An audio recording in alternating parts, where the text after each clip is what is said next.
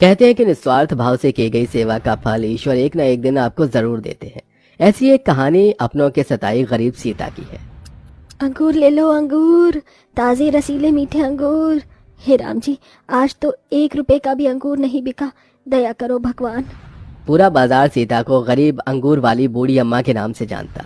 उसकी इतनी आमदनी नहीं थी कि वो औरों की तरह बाजार के भीतर दुकानदारों और फल वालों की तरह ठाट से कुर्सी लगाकर अंगूर बेचे, क्योंकि हर दिन पुलिस वाले पैसे जो लेते थे, इसलिए बाजार के बाहर ही वो अंगूर बेचती, जिससे ठीक थोड़ी दूर पर गटर से बड़ी बदबू उठती थी। शाम तक भी जब अंगूर नहीं बिके तो बूढ़ी अम्मा चिंता में डूब गई। अंगूर ले लो, अंगूर रसीले मीठे अंगूर। तब जाकर एक औरत आई। अरे ओ अंगूर वाली अम्मा, क्या भाव दिए हैं अंगूर? 15 रुपए पाओ, पर 50 में 1 किलो लगा दूंगी बेटी, ले लो। सुबह से बैठी हूँ, अभी तक बोहनी भी नहीं हुई। ठीक है, 1 किलो कर दो।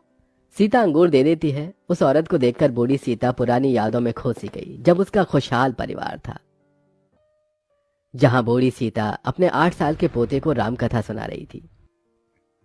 फिर क्या हुआ दादी माँ? फिर राम जी ने बड़े बड़े राक्षस को धनुष से मार भगाया। इतने में सीता की बहू अपराजिता वहां धमकती है। आदि, चलो अपने कमरे में। नहीं माँ, मुझे दादी के पास सोना है। दादी का लाडला, तू सीधी तरीके से चलेगा या तेरी कान ऐड कर ले चलूं? बहू, अगर आदि का मेरे पास सोने का मन है तो सोने देना। इस पर अपराजिता गुस्से से दांत पीस कर बोली, सोने देना? हाँ, ताकि तुम अपनी टीबी की बीमारी मेरे बेटे को भी लगा दो। ये सुनकर सीता की आंखें छलछला गईं।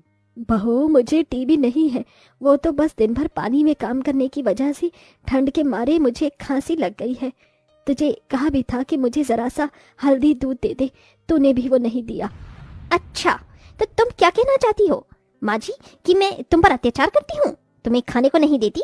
वैसे अब तुम्हारे पति इस दुनिया में नहीं है, पर मैं तुम्हें अपने पति की कमाई क्या बैठकर थोड़ी ही खिलाऊंगी? घमंडी अपराजिता अपनी बूढ़ी सास को 2 रोटी, जिसके बाद सीता अपने बहू बेटे के लिए नौकर बन गई थी। उस रात बूढ़ी सीता की आंखों से बहते आंसुओं से तकिए को भिगोती रही। फिर एक दिन, देखो सतीश, मैं तुम्हारी बूढ़ी माँ का बोझ इस घर में और नहीं उठाऊंगी, मैं जा रही हूँ। बैठी बैठी 10-10 रोटी खा जाती है बुढ़िया, फिर भी बुढ़िया का पेट नहीं भरता। बहू, अब ये बुढ़िया तुझसे एक भी रोटी नहीं मांगेगी। तुम दोनों के लिए मैं ही कलेश की जड़ हूँ। तो ठीक है, मैं जा रही हूँ, खुश रहना। जाते जाते भी बूढ़ी सीता उन्हें दुआएं देती है।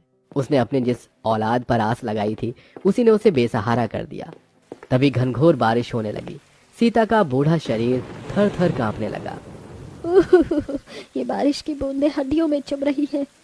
तभी दूर एक झोपड़ी देखकर वो वहां आती है, जहां आंखों का अंधा बूढ़ा सुरा अकेला रहता था। बाबा, क्या मुझ बुढ़िया को सर छुपाने की जगह मिलेगी? तुम्हारी आवाज से ऐसा लग रहा है बहुत दुख सहा है तुमने। सीता उस झोपड़ी में आसरा पाने के बदले उस बूढ़े सुरा का घर द्वार खाना पानी करती। एक सुबह सुरा अपनी मैली कुचैली थैली कांधे पर टांगे जैसे ही भीख का कटोरा उठाता है, तो सीता बड़ी विडंबना से उसे देखते हुए कहती है, बाबा, आप कहाँ जा रहे हैं? आंखों से देख नहीं सकता बहन। आपने मुझ गरीब को अपनी झोपड़ी में रहने की जगह दी है। मेरे हाथ पांव सही सलामत हैं। भगवान ने शायद मुझे सेवा का मौका दिया है। ये कहकर सीता द्वार द्वार जाकर काम मांगती है, मगर उसका बूढ़ा शरीर देखकर कोई उसे काम पर नहीं रखता।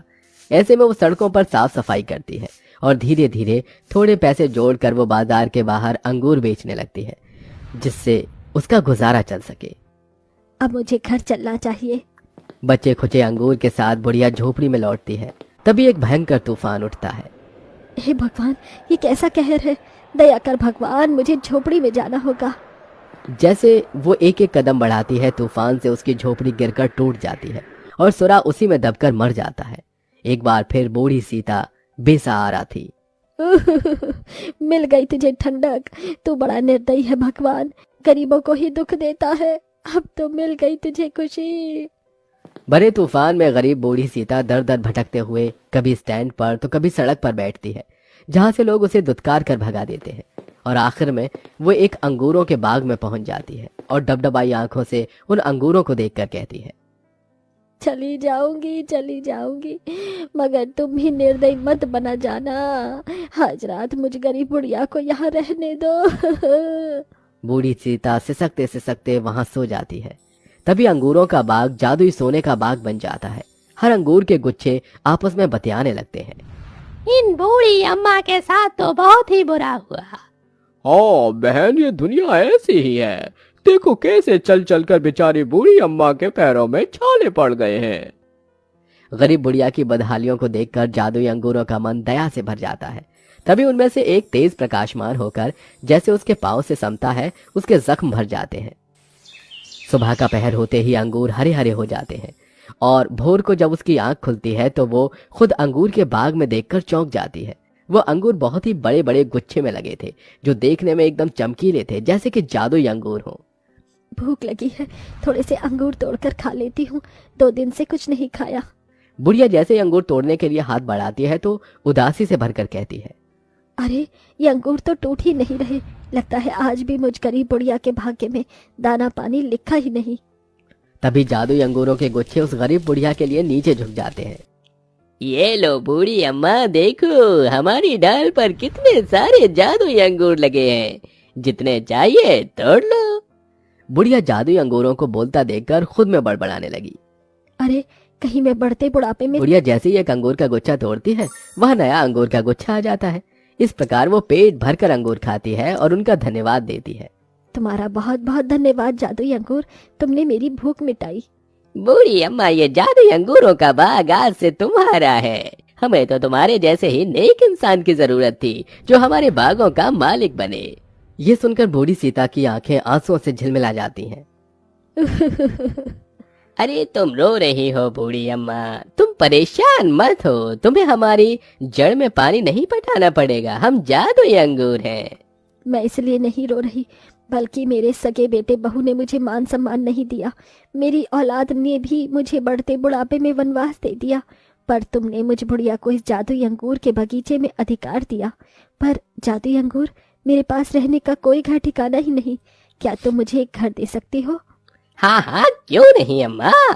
तभी जादुई अंगूर इठलाते हुए डालियों से टूट टूट कर गिरते जाते हैं और देखते ही देखते अंगूर का एक बड़ा प्यारा घर सीता के लिए बन जाता है, जो कि बहुत ही मनभावन था।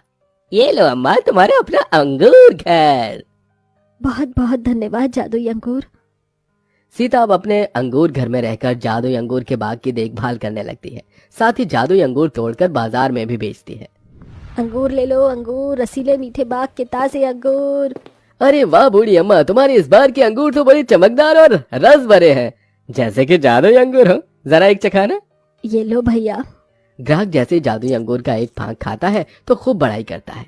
अरे वाह वाह वाह, ये अंगूर तो एकदम अमृत जितना मीठा है, 2 किलो दे दो अम्मा। अभी लो भाई। 1 किलो अंगूर मुझे भी देना बुढ़िया अम्मा। हाँ हाँ, सबको मिलेगा, सब्र रखो। इस तरह गरीब बुढ़िया जादुई अंगूर बेचकर अपनी जिंदगी उस अंगूर के बाग के आसरे हंसते हंसते मुस्कुराते काट लेती है। वक्त के साथ उसका जादुई अंगूरों से एक परिणति और अंधे सुरा की गई सेवा का फल उस गरीब बुढ़िया को जादुई अंगूर के रूप में मिला।